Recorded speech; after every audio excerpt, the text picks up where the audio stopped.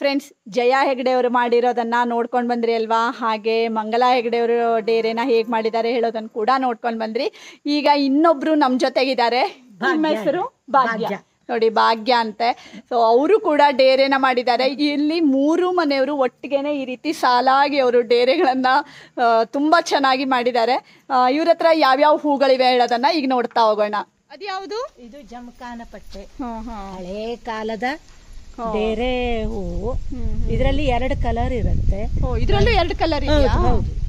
ಇದು ಒಂದು ಹಳದಿ, ಮತ್ತೊಂದು ವೈಟ್. ಅದು ಯಾವುದು ಡೇರೆ? ಇದು ಸಣ್ಣ ಡಿಶ್ ಹೇಳಿ. ಓ, ಆ ಡಿಶ್ ಅಂತ ಒಂದು ನೋಡಿದ್ವಲ್ಲ, ಅದರಲ್ಲೇ ಸಣ್ಣದು. Okay okay. ಮತ್ತೆ ಇದು ಡಿಲ್ಲಿ ಡೇರೆ. ಡಿಲ್ಲಿ ಡೇರೆ. ಡಿಲ್ಲಿ ಡೇರೆ ಚೆನ್ನಾಗಿದೆ ನೋಡಿ. ಇದು ಚೌತಿಯಲ್ಲೆಲ್ಲ ಹೀಗೆ ದೇವರಿಗೆ ಮೂಡಿದ್ರೆ 1 ವಾರ ಇರುತ್ತೆ. 1 ವಾರದವರೆಗೂ ಇರುತ್ತೆ. ನನಗೆ ಇಂಟ್ರೆಸ್ಟ್ ಸ್ವಲ್ಪ ಉಂಡೆ ಡೇರೆ ಪ್ರೀತಿ. ಇದು ಉಂಡೆ ಡೇರೆನೆ ಬರುತ್ತಾ? ಸ್ವಲ್ಪ ಗಟ್ಟಿಯಾಗಿ ರೌಂಡ್ ರೌಂಡ್ ಇರೋದು ಉಂಡೆ ಡೇರೆ ಅಂತ ಹೇಳ್ತಾರೆ ಅಲ್ವಾ? ಇದು ಉಂಡೆ. ನೋಡಿ, ರೆಡ್ ಅಲ್ಲಿ ಇದೆ ಇದು ಫುಲ್. ಮತ್ತೆ ಸುಮಾರು ಹೂವಾಗತ್ತೆ ಇದು ಅಲ್ವಾ? ಗಿಡ ತುಂಬಾ ಹೂವಾಗತ್ತೆ. ಮತ್ತೆ ಡೆಕೋರೇಷನ್ ಗೆ. ಹೌದು. ಇದು ಮತ್ತೆ ಇದು ಅಲ್ಲೊಂದು ವೈಟ್ ಕಲರ್ ಇದೆ. ಅದೆಲ್ಲ ಹಾಕಿದ್ರೆ ಚಂದ ಕಾಣಿಸ್ತಿದೆ. ನಮ್ಮ ಮನೆಯಲ್ಲಿ ಗಣಪತಿ 4 ದಿವಸ ಇರ್ತಿತ್ತು. ಈಗ 1 ದಿವಸ. ಗಣಪತಿಗೆ ಅಲಂಕಾರ ಮಾಡೋದಕ್ಕೆಲ್ಲ ಚೆನ್ನಾಗಾಗತ್ತೆ. ಸ್ವಲ್ಪ ಇಂಟ್ರೆಸ್ಟ್. ಕಾಬಾಳೆ, ಎಲ್ಲಾ ರೀತಿ ಗಿಡಗಳನ್ನು ಹಾಕೊಂಡಿದ್ದೀರಿ ಅಲ್ವಾ? ಹೌದು.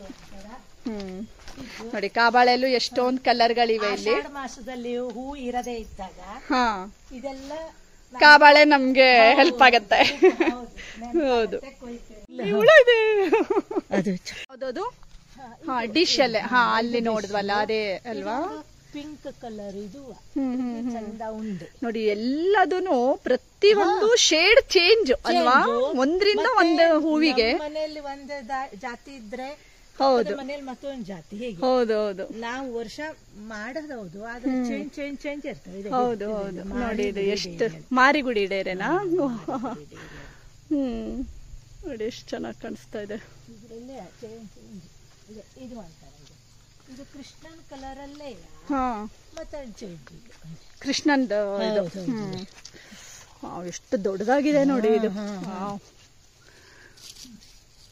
ಮುರಿದೋಗ್ಬಿಡುತ್ತದೇನೋ ಅನಿಸ್ತಿದೆ ನೋಡಿದ್ರೆ. ಹೌದು, ಗಟ್ಟಿ ಇರುತ್ತಲ್ಲ ಅದು. ತುಂಬಾ ಚೆನ್ನಾಗಿದೆ ನೋಡಿ. ಇವರು ಎಷ್ಟೊಂದು ಗಿಡಗಳನ್ನ ಹಾಕಿದ್ದಾರೆ. ಇದರಲ್ಲೂ ಎಷ್ಟೊಂದು ಜಾತಿ ಇವೆ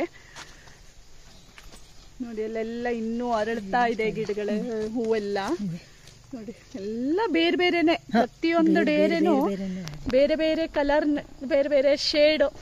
ನೋಡಿದ್ರಿ, ಇಷ್ಟು ಜಾತಿ ನೋಡಿದ್ರಿ ಅಲ್ವಾ ನೀವು? ನಮ್ಮ ಜಾಗದಲ್ಲೂ ಇದೇ ತರ ಹುಲ್ಲು ನೋಡಿ ಅಲ್ಲಿ. ಹೌದೌದು. ಕಡೆ ನಮ್ಮ ಇದು ಈ ಕಡೆಯಿಂದ ನಮ್ಮ. ಓ, ಈ ತರ ಮಾಡಿದ್ರಿ ಅಲ್ವಾ ಡೇರೆ ಹಾಕೋದಕ್ಕೆ ಅಂತ. ನೋಡಿ ಫ್ರೆಂಡ್ಸ್, ಎಷ್ಟು ಇದು ಚೆನ್ನಾಗಿದೆ ಅಂದ್ರೆ, ನೆಲದಿಂದ ಇಷ್ಟು ಹೈಟಿಗೆ ದಬ್ಬೆ ಹಾಕಿದ್ದಾರೆ. ದಬ್ಬೆ ಮೇಲೆ ಈ ತರ ಗ್ರೋ ಬ್ಯಾಗ್ ಅಲ್ಲಿ ಎಲ್ಲ ಫಿಲ್ ಮಾಡ್ಬಿಟ್ಟು ಇಟ್ಟಿದ್ದಾರೆ, ಯಾಕಂದ್ರೆ ಕಳೆ ಆಗಲ್ಲ ಅಂತ. ಮತ್ತೆ ನೆಲಕ್ಕೂ ನೋಡಿ ಈ ತರ ಮ್ಯಾಟ್ ಹಾಕಿದ್ದಾರೆ ಅಲ್ವಾ? ಮತ್ತೆ ಜೌಳಾಗಲ್ಲ. ಜೌಳಾಗಲ್ಲ. ಮತ್ತೆ ಮ್ಯಾಟ್ ಹಾಕಿರೋದ್ರಿಂದ ಕಳೆ ಆಗಲ್ಲ. ಇಲ್ಲ ಅಂದ್ರೆ ನೋಡಿ, ಅವ್ರು ಹೇಳ್ತಾ ಇದ್ದಾರೆ ನೋಡಿ, ಇದೇ ತರ ಕಳೆ ಆಗ್ತಾ ಇತ್ತು ಇಲ್ಲಿ. ಈ ತರ ಕಳೆ ಹಾಕ್ಬಿಟ್ರೆ ಗಿಡ ಬೆಳೆಯೋದಕ್ಕೆ ಅವಕಾಶ ಆಗಲ್ಲ, ಮತ್ತೆ ಚಂದನು ಕಾಣಲ್ಲ. ಹೌದು. ಇದು ನೋಡಿ, ಈ ತರ ಮಾಡಿದ್ರೆ ತುಂಬಾ ಚೆನ್ನಾಗಿ ಕಾಣುತ್ತೆ ಅಂತ ಅಂದ್ಬಿಟ್ಟು ಅವರು ಫುಲ್ ಈ ರೀತಿ ಮಾಡಿದ್ದಾರೆ ನೋಡಿ. ಕೆಳಗಡೆ ಎಲ್ಲ ಅಲ್ಲಲ್ಲಿ ಒಂದೊಂದು ಕಲ್ಲು ಹಾಕಿದ್ದಾರೆ. ಮತ್ತೆ ಮೇಲ್ಗಡೆಗೆ ಈ ತರ ನೋಡಿ ಸ್ಟೆಪ್ಸ್ ಮಾಡ್ಬಿಟ್ಟು ಗ್ರೋ ಬ್ಯಾಗ್ ಅನ್ನ ಇಟ್ಟಿದ್ದಾರೆ. ಎಲ್ಲ ನೋಡಿ, ಫುಲ್ ಗ್ರೋ ಬ್ಯಾಗ್ ಅಲ್ಲಿ ಇಟ್ಟಿದ್ದಾರೆ ಇವರು. ನೋಡಿ, ಎಷ್ಟೊಂದು ಎಫರ್ಟ್ ಇರುತ್ತೆ ಇದರಲ್ಲಿ ಅಲ್ವಾ? ಹೌದು. ಬೇರೆ ಬೇರೆ ಐಡಿಯಾಸ್ಗಳು ಬರ್ತವೆ ಅಲ್ವಾ? ಬೇರೆ ಬೇರೆ ಕಡೆ ಹೋದಾಗೆಲ್ಲ ಬೇರೆ ಬೇರೆ ರೀತಿ ಐಡಿಯಾಗಳು ಬರ್ತವೆ. ದಾಸಾಳ ಗಿಡದ ಇಂಟ್ರೆಸ್ಟ್. ಮತ್ತೆ ಇದೇ ನಂಜಾಟ್ಲೆ ಹೋದ್ರು ಹೂವಿನ ಗಿಡ ತರ ಸ್ವಲ್ಪ ಇದು ಯಾವಾಗ್ಲೂ ಬೇಸಿಗೆ ಮಳೆಗಾಲ ಎಲ್ಲ ಟೈಮಲ್ಲೂ ಹೂವಾಗತ್ತೆ. ಇರುತ್ತೆ. ಹೌದು ನೋಡಿ, ಆ ದಾಸವಾಳನು ಎಷ್ಟು ಚೆನ್ನಾಗಿದೆ. ಮುಂದೆ ಬದಿಗೂ ಒಂದಷ್ಟು ಡೇರೆ ಇದು ದಾಸವಾಳ ಇದೆ. ನನ್ನ ಮೆತ್ತಿಗೆ ಟೆರೆಸ್ ಮೇಲೆ ಸೇವಂತಿಗೆ. ಓ, ಟೆರೆಸ್ಗೆ ಸೇವಂತಿಗೆ ಕೂಡ ಹಾಕೊಂಡಿದಾರಂತೆ ಅವರು. ಇನ್ನೊಂದಿನ ನೋಡೋಣ ನಾವು ಸೇವಂತಿಗೆ ಗಾರ್ಡನ್ ಅನ್ನ. ಇದು ಒಂದ್ ಜಾತಿ ಡೇರೆ. ಇದ್ರಲ್ಲಿ ರೆಡ್ ಅಲ್ಲೇ ಸುಮಾರಷ್ಟು ಕಲರ್, ಬೇರೆ ಬೇರೆ ಕಲರ್ಗಳು ನೋಡಿ. ಇದೇ ಬೇರೆ ತರ ರೆಡ್ ಇದೆ, ಮತ್ತೆ ಇದೇ ಬೇರೆ ತರ ಇದೆ.